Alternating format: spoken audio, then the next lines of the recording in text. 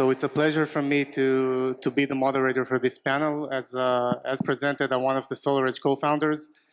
We founded SolarEdge in 2006, IPO'd in 2015, and we've really got a very, very long journey in building SolarEdge. And I have here three other colleagues, which have built also in building and amazing companies as well. So I'll be glad to moderate this. Some few words about myself and SolarEdge. We founded the company, as I said, in 2006, 5 founders. I was responsible for the software side and the architect side of the system. And we will be talking at this session about how we build the companies and how we see the market progressing. So I will present the other colleagues on the panel. Ayala Rudoy from Tomorrow.io, Liran Akavia from Augury, and Steve Statler from Wiliot. So Ayala, go ahead. Hey everyone, thank you for having me, Amir. My name is Ayala Rudoy. I'm the VP and GM of our Transportation and Logistics business unit within Tomorrow.io. Tomorrow.io provides weather intelligence and climate security solutions for businesses and governments, helping them to understand what weather means for them and mitigate the impact it has on their business or their citizens, and helping them make better operational decisions around weather. So that's us. Okay, thank you, Ayala. Steve? Hello, everyone. My name's Steve Statler, and I'd like to just start off saying how wonderful it is to be here. I don't know how you feel about the situation we're in, but it's kind of can be a little depressing being a tree hugger. That's how I would describe myself. But this is really just tremendously exciting, and it's a morale booster. It gives me some optimism. So I should explain Wiliot. Wiliot is an IoT company, the Internet of Things. We sell a cloud service that can connect every single physical thing to the internet, and it does it using smart tags. This is basically a computer. It's roughly the size of a postage stamp. It costs pennies. It's got an ARM processor in it. It has memory. It senses temperature. It can sense other things like humidity.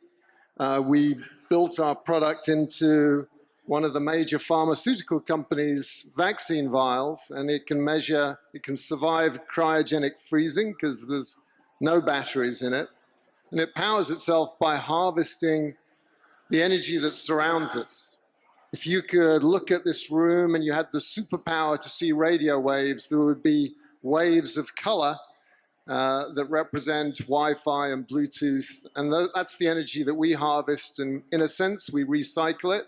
And we run this tiny computer that can be used to give visibility to things that were previously not visible. We can light up a supply chain, and we are lighting up supply chains. Good news, bad news, our supply chains are horrendously inefficient. That's the bad news. The good news is if we can see what's going on, we can make them a lot more efficient, and we can actually measure their carbon footprint not once a year, but in real time, every day, and we can then empower companies to manage that carbon footprint down and hopefully get to our goals a bit faster.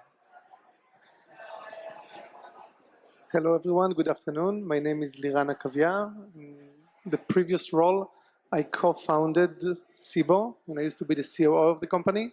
And earlier this year, we announced that Seebo was acquired by Augury, another Israeli startup. And now I've joined Augury as the leader of the process health cells. Now, a little bit of what the companies are doing. At Seebo, we are helping manufacturers to run more efficient manufacturing processes by analyzing data from the process and compare it to their outcomes. It could be the quality, the throughput, the energy, and emission. While Augury is doing optimization for machine downtime and availability of machinery. And together, both solutions are optimizing production lines to make the manufacturing world healthier. Thank you. So I'll give some words about SolarEdge for the people that don't know what SolarEdge is doing. Basically, SolarEdge started in 2006, where we developed both the software and the hardware system that improves the efficiency and harvesting of solar panels. Today, we're probably the #2 player in the world of electronics and software systems for photovoltaic systems. And we also expanded in the last years to a broader energy domain, into energy storage, into EVs, into data centers and UPS. So we're really looking today at the holistic approach of how to manage and produce energy. And of course, the main source for us is from the sun. But so this is the process we started, and we're still at a very long process of decarbonizing the energy world, and basically providing energy solutions to all the different sectors. And we're here for this panel basically to discuss how to build a successful company. And first of all, I have to say, as Steve said, that I think this conference and venue is really amazing. The amount of people that we see here, the amount of startups that we see here is for me personally, really giving a very high inspiration to really tackle the challenge of building the next unicorns and the amount of companies that need to be built in order to tackle climate change. So I think we're first at a very good start. The complex news is building a very successful company is a very complex task. And even if you're in a good market and you have a good value proposition, I think that most of climate tech companies will have a very complex way actually to succeed. I mean, that's the complex news. But I think the good news is that the market and the environment is at the best time to do it today. And we'll try to share with you some of our experience, how we did it at SolarEdge, Augury, Tomorrow.io, and in Wiliot. So I'll tell you a little bit about SolarEdge, how we started and how we started the company, how we built it initially, and how we built the go-to market actually to build a successful company. Because one of the challenges of every startup is actually to build the product and actually to go to the market. And once you're in the market and active in the market, it's much easier to grow. So we built a strategy that is basically based on starting at residential systems, because we understood that residential systems is much easier to penetrate as opposed to commercial and utility scale markets. We understood, of course, we had a technology, a solution that is superior to what the market had. And we also understood another major thing, which basically, in order to succeed, we understood that our main technology is in a box called an optimizer, which is connected to every panel. But we understood that in order to succeed, we have to build the entire system. Okay, it was not enough just to build our cutting edge technology, which is an optimizer. We had to build the entire system, which is an optimizer, inverter, and the control system that monitors and controls the entire system. Without this entire package, we understood we cannot succeed at the market. So basically, we set up a team and set up a budget which tackles all these problems. And in 2.5 years, we managed to develop an ASIC, hardware, software, embedded software, all the complete stack, and go, as I said, go to the market, go to the residential market, and actually in 2.5 years, actually start ramping up sales and producing products from a full-fledged production line. So I think these aspects were critical for SolarEdge for success, and actually to execute them, because one of the main challenges that not everybody understands them immediately is actually executing these companies. Because we're talking about, many times we're talking about hardware and software, and these types of companies are not easy to execute, and the challenge is complex. But if you build the correct team, and we at SolarEdge were 5 founders, and we had a very broad team that had knowledge and experience in such systems. So that really helped us to tackle, and we understood that we need to build a broad team in order to succeed. And and bypass all the challenges that were in front of us. This is just to give you some perspectives of our initial challenges, and we'll be glad to hear the challenges for tomorrow as well. Sure. So Tomorrow was founded 6 years ago in Boston by ex-military and Air Force officers. Our CEO was an Apache pilot in the Israeli Air Force, and during his service, he had multiple near-death experiences that were caused by the weather. And so when he did his MBA at Harvard and wanted to start a company, the weather was the first thing that came to his mind as something that needs to be solved. But also, when you think about it, weather is a traditional industry that was controlled by governments for decades. And all the other companies in this space has been out there for decades, repackaging governmental available data. So in order to solve weather, make it more reliable and make it actionable for both pilots but businesses, he and the other founders had to really take upon themselves a very, very big mission to solve something that would require multiple resources and a lot of innovation, and really open their mind into how we can solve a huge problem as a startup. Luckily, they took the opportunity to do it. The company started with a technology. They had an idea that they could use cellular microwaves to solve the weather, and so that's how the company started. Since then, we really evolved, started to work with a lot of organizations, and realized that the mission is actually much bigger. It's not just about the reliability of weather, but also helping companies understand what it means for them and how they can actually mitigate it. If you look today at public companies' reports, almost all of them, one of the main top 5 risk factors that they mention is the weather. And they look at it as something that it's force majeure, right? It's the weather, it's a risk, we can't do anything about it.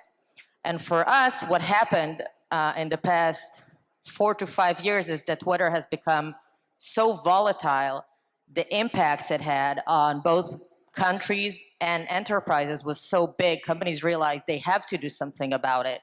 And so this is why we look at it almost like as a climate security solution. Like cybersecurity, you have to have system in place that would help you drive decisions ahead of time in a proactive manner. And you're not able today, not as a government, and not as a company, to blame the weather. It's your responsibility to have a solution in place that would help you to take control of what's going to happen tomorrow, today. So the challenge, I think, was to solve it both from a science perspective and also from a business perspective.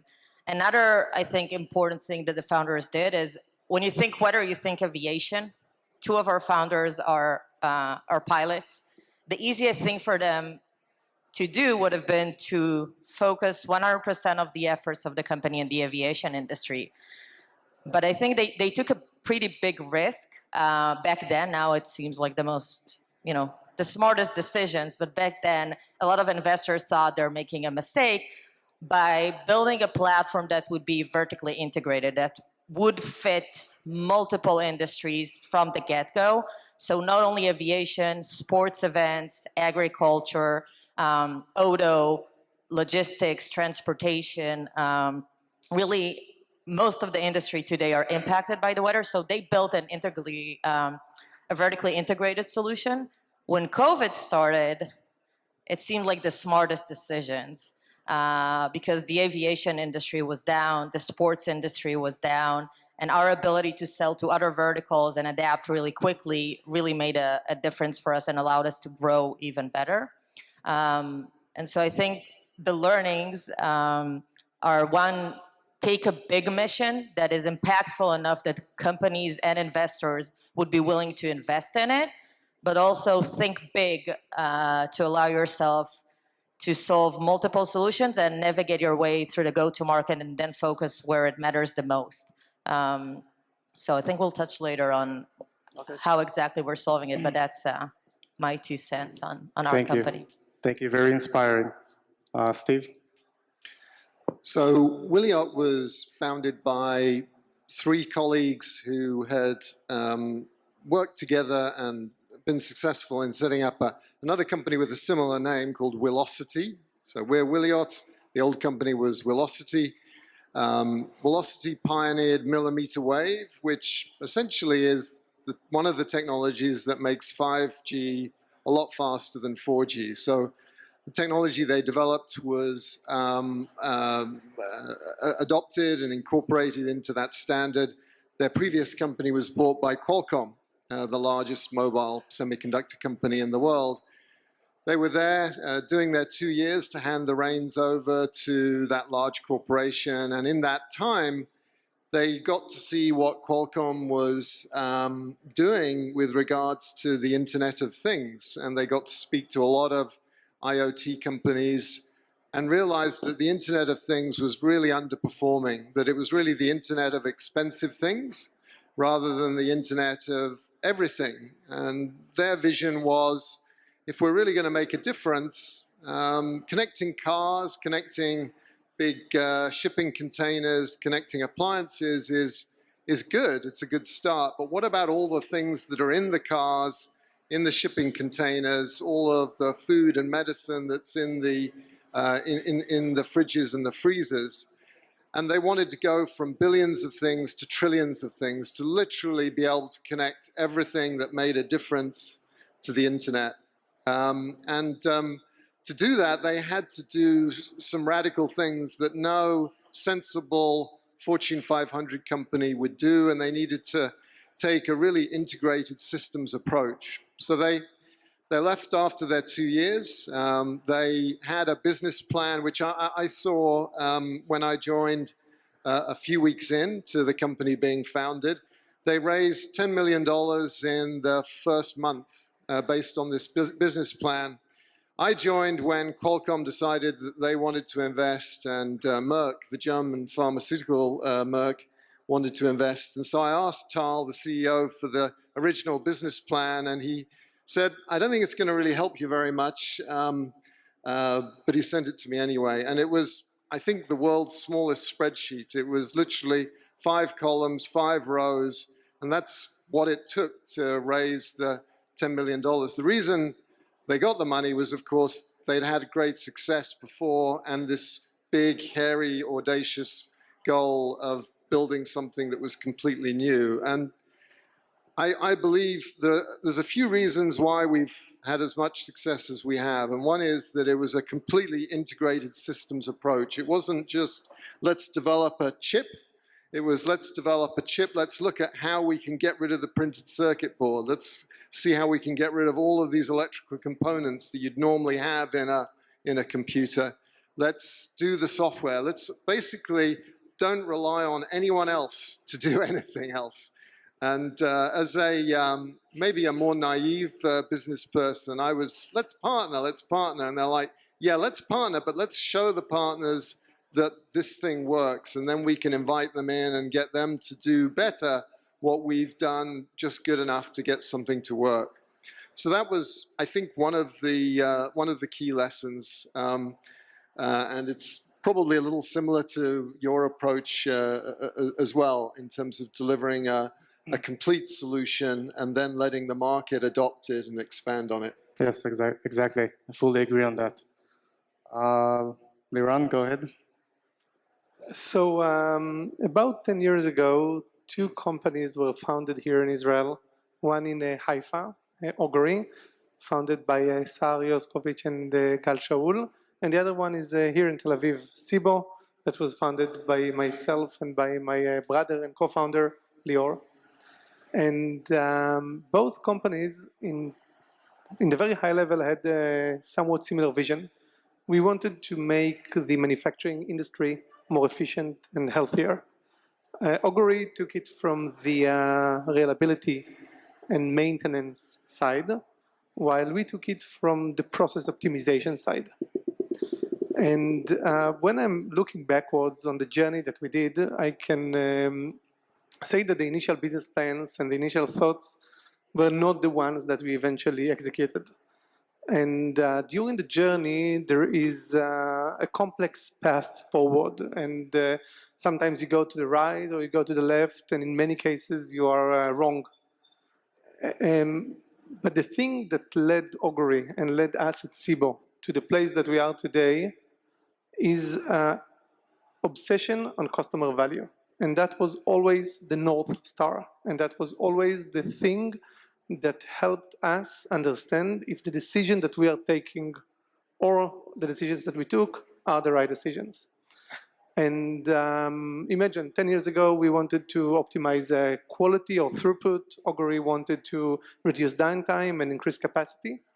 And when you look at the customer value, it relates to what we are all discussing here today, which is the climate impact. In order to make manufacturing less harmful for the planet, we need to make it healthier, we need to make it more efficient. And that all goes back together to the place of customer value. Thinking about the world from your customer eyes, seeing the way they feel the pain, understand that this pain is big enough for them to spend money on that, and seeing, really looking at the eyes of your customer, speaking with them in order to realize that, and based on that to build a strategy and the go-to-market and the path forward. Thanks a lot. I think if you look at all the different stories from the different companies, I think you can see a line going through them. I mean, there's great technology. First, I mean, amazing people. That's for sure. And but it's not enough. It's not just the technology. I mean, you need to connect that. You connect the amazing technology with the business approach. And you need to build, even if you sometimes think, okay, I can cooperate with another company, I can do some joint venture, etc. Sometimes it's the correct approach, but sometimes it's the approach that can kill the company. And if you don't provide a good enough business solution, you can have a great tech, but not to have a great company. So if you really want to build a great company, you need to make sure that you have the business aspect connected to the amazing technology and, of course, the amazing people. And that's, I think, that should be the line starting the company, and then you should scale on from there. And of course, have a business case which you can prove in a relatively short time, a few years, maybe even less if it's possible. And this will give you the roadmap to grow and accelerate. So now talking about later stage and what's actually happening today. So the next few minutes we'll discuss about where the companies are today and what's driving the acceleration and the connection to the climate aspect, which is of course much stronger in the last few years. So let's start. Sure. So fast forward to today. Tomorrow is the fastest growing startup in the weather industry. We're about to launch our own satellites into space in 3 months. And from a business perspective, we really kind of doubled down on a few industries where we know we have both a competitive advantage and a really impressive product that is really differentiated on one hand, but also the impact on the companies is really powerful. And so how much these companies or countries would be willing to spend to use our solution would be significant enough to allow us to launch 34 satellites to space in the next few years and really cover the globe. So I think we're also continuing to invest in a lot of innovation, disrupting this industry altogether, but also doubling down from a business perspective on a few industries where the impact is really massive. So we look at aviation, transportation, logistics, agriculture, and we also have a nonprofit that actually helps us to provide weather solutions to countries that usually, and to entities and to people that usually can't afford to have enterprise-grade solution like ours.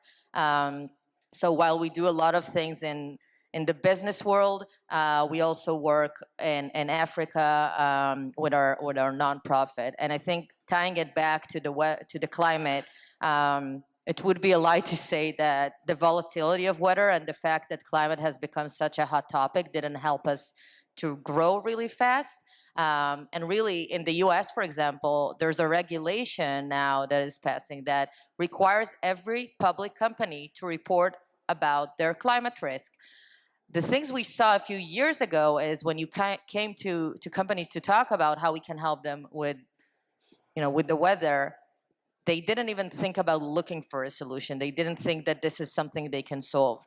But massive events like the snowstorm that caused the freeze in Texas, the Texas electricity CEO, he lost his job for not having a system in place that would help him understand that the storm expected, and everyone knew that there is a storm expected. The missing part for them was to really understand what it means. How long would it last? What this type of storm would mean for multiple people and citizens, that it would create high demand for power, and that it would cause them to actually not being able to provide and to answer the high demand. And so the electricity was down to people who they didn't even have workloads, because in Texas, usually that's not the case.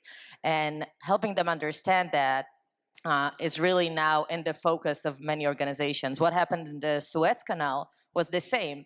It was literally a few minutes of very strong wind gust that caused in this specific part of the canal for this specific ship to actually disrupt the entire world economy and to be part of the raising prices. Now, if the Suez Canal had a system in place that would monitor all their segments and identify that in a specific segment at this specific time there's going to be a gust, they could have been more proactive about it and prevent specific ships, specific sizes, to go through the canal at that specific time.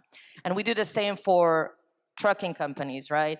A driver in Boston, right? He can drive in the snow.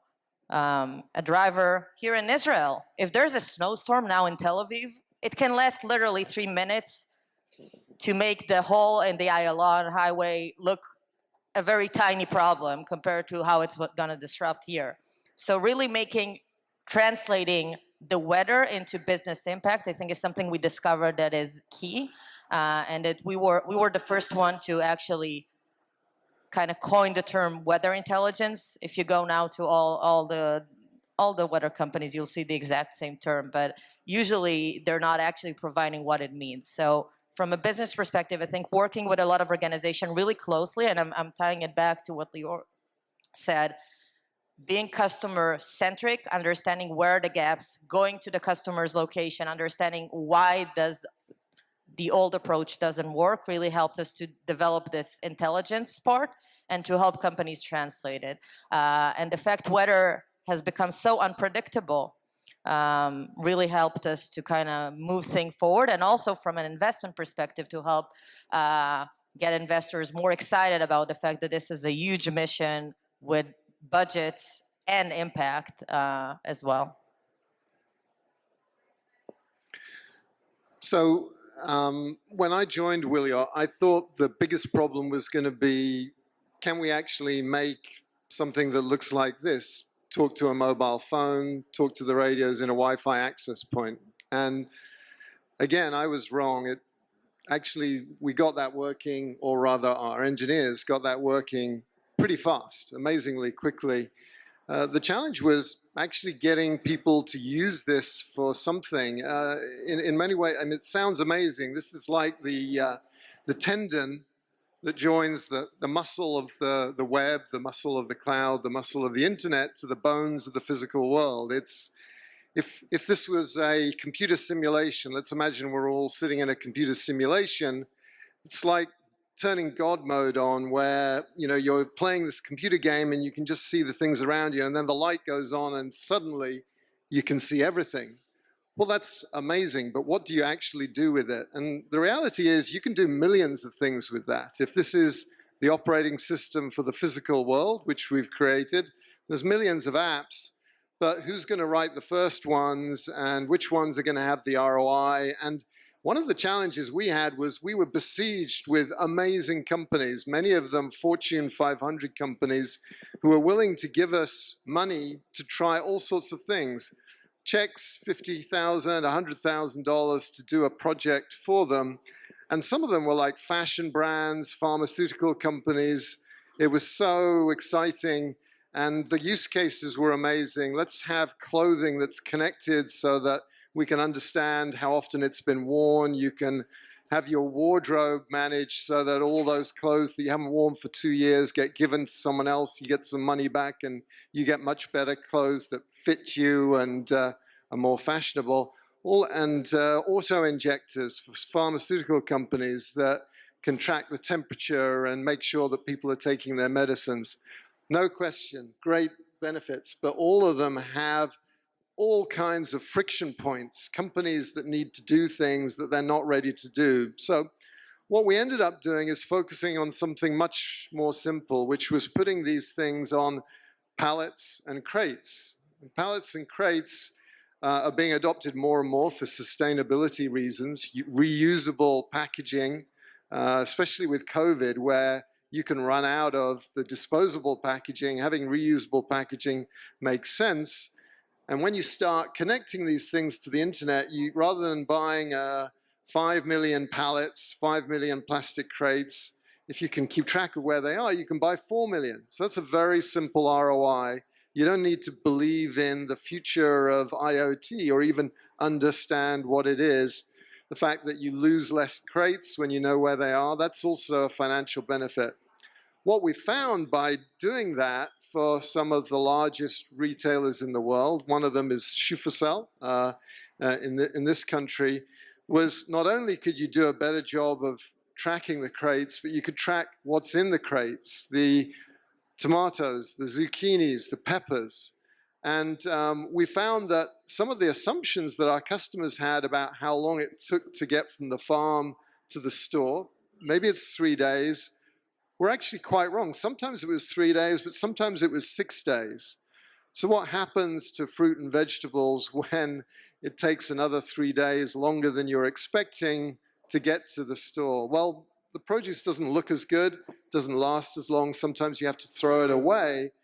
And we then started to see this amazing opportunity. It's like kind of lifting up the carpet, and rather than seeing this nice clean floor, you see dirt everywhere that really there's a lot of benefits to clearing up.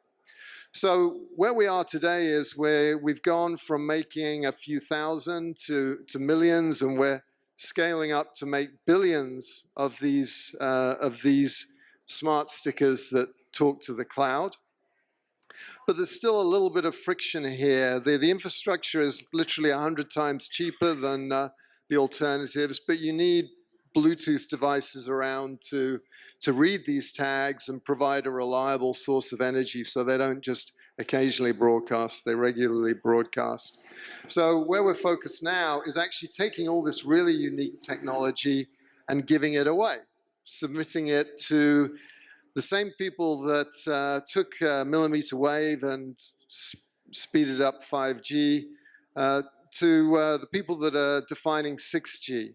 And the idea here is that, yes, we'll be giving away some of our differentiation, but we can really take away the barriers to entry if every telco, if every handset manufacturer, if every maker of a fridge or a telematics device can use that. And in that way, we can shine the light on our supply chains, we can make them a lot more efficient, and we can also measure them and provide these real-time metrics which can be used to empower organizations to fix the waste issues, which are a lot of the source of the carbon footprint that's killing the planet. Thank you, Steve. So a little bit about the climate angle of Augury. I think most important words when thinking about the climate world is that at the moment it's not a zero-sum game anymore. And I'd like to explain. For decades or even hundreds of years, manufacturers had to choose. If you wanted to be profitable, if you wanted to produce a lot of goods with low cost, you had to pollute. And if you wanted to run your machinery efficiently, you had to let go throughput.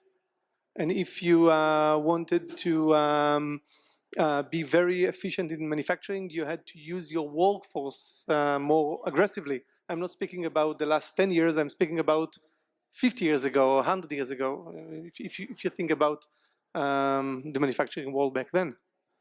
And we have proved in the last few years that this is not a necessity anymore. With the technological component that we add to production lines, now you can actually be more efficient in your manufacturing, produce better goods in higher throughput, in lower cost, while using less energy and polluting less. So this is great revolution. Technology can really have huge contribution to us as humanity. We actually need to eat, we need to wear clothes, we need houses to live in. We are addicted to manufacturing, and that's okay. But this addiction doesn't have to be on the account of our environment, or at least can be less harmful to our environment. And the other barrier that we are seeing that is step by step, not fast enough, going away is the regulation. At the moment, we are seeing demand from European manufacturers to reduce CO2, and they can actually pay dollars, real money, against that. Because of the fact that in Europe, there is regulation that when you pollute, you pay money. In the US, for example, this is not yet the case, but while speaking with executives in manufacturers all around the world, we are hearing that they are getting prepared for that. There is a strong belief or assumption that soon companies will have to pay for their environmental impact and will have to pay hard. So if we are going back to my previous talk about customer value, this is the customer value. The regulation creates the stress or the push, the financial push. The manufacturers would like to be more financially efficient and would like to be more green, and that leads them to adopt technologies that help them in this journey. Thank you all. I'll give you some insights on SolarEdge and solar energy, which I think are very interesting. So solar energy basically is for the last 3-4 years cheaper than any other alternative. Basically, cheaper than coal, cheaper than gas for sure. And this is, I mean, the evolution of the industry that it's not SolarEdge even. I mean, the industry scaled up from being like 10 times more expensive to in 10 years it got into being cheaper than any other alternative. So this is, and this really transforms industries along the way because connecting to all these stories here, basically you can make climate and a business and not be only on one side, only on the business side. So it can be positive climate impact and also be business impact positive, and go on both lines. Sometimes it takes time. Sometimes it takes incentives and external motivations or finance to do that. But I believe that this will happen in many other industries as well. And there's lots of money coming from the US and Europe these days, which everybody should identify these lines and these opportunities and basically use them as an accelerator for the company. So I think that the future is very optimistic in this manner, but as I said initially, there's lots of hard work and lots of complexities actually to build these companies and to actually generate a successful company.